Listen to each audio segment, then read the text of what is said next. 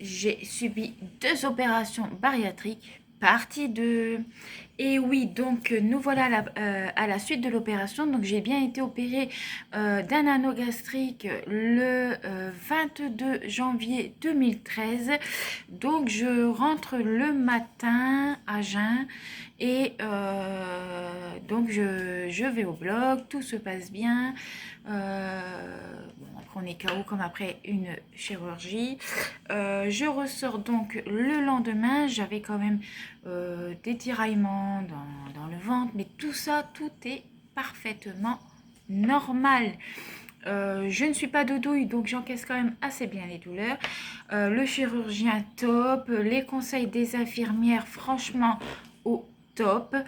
Euh, il faut se mettre dans la tête que tu manges une super assiette, tu aimes les sodas, tu aimes, enfin, tout ça c'est un travail sur toi-même déjà qui est à faire avant l'opération. Et tu ressors de l'hôpital, tu arrives à manger la moitié d'une compote et tu es super content. Enfin, il y a un moment donné, c'est vraiment un changement de vie. Donc, contrairement, si les personnes vous disent oh, c'est la facilité, ben non, parce que tu n'as pas encore l'effet de savoir t'arrêter. Donc, des fois, tu manges et tu as mal au ventre, ou alors tu vomis, ce qui peut être très très chiant. Euh, bon, quand tu rentres, à savoir que quand tu viens d'être opéré, tu manges liquide et pendant une dizaine de jours. Puis après, tu manges semi-liquide pendant encore une dizaine de jours pour passer à du mixé, pardon, du mixé. Euh, Avant de passer au solide. Donc on a quand même des phases assez... vous avez tout des petites phases à encaisser qui ne sont pas faciles du tout. Je ne nous lance pas des fleurs, hein, les opérer, mais qu'on ne nous dise pas que c'est hyper facile, parce que ce n'est pas vrai. C'est un travail sur nous-mêmes, c'est psychologiquement, c'est difficile. Moi, en plus, en rentrant, vous avez des piqûres, des traitements, vous êtes épuisé, vous perdez du poids rapidement, votre corps est épuisé.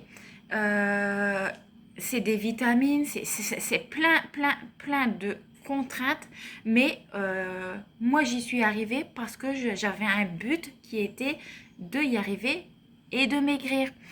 Mais à savoir que dans toutes ces parties-là, vous avez, moi j'ai été en arrêt. Alors, il y a des chirurgiens qui vous disent 15 jours, vous pouvez reprendre le travail. Il y en a qui vous mettent un mois. Moi, j'avais des pathologies, donc je suis restée 2 mois en arrêt. Il y en a c'est plus, il y en a c'est moins. Moi, 2 mois, sur les conseils du médecin, je n'aurais pas dû reprendre. Mais moi, je suis bornée et j'ai voulu reprendre.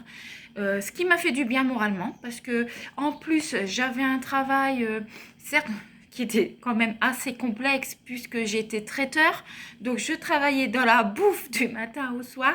Mais comme on piétinait beaucoup, mais en même temps, c'était un travail qui était assez physique avec des heures à respecter. Enfin, je courais beaucoup. Donc, automatiquement, comme je bougeais, je perdais. Et je perdais, j'étais motivée. Donc en fait, ça a été un truc qui m'a énormément aidé d'avoir repris. Et il y en a, il leur faut moins de temps. Et il y en a, il leur faut plus de temps. Moi, je dis, il faut écouter votre corps.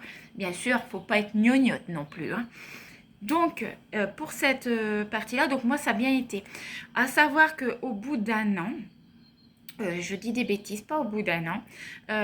Au bout de... Donc j'ai été opérée en janvier et en septembre, j'ai fait un malaise. Un malaise parce que bien sûr, je ne m'écoutais pas.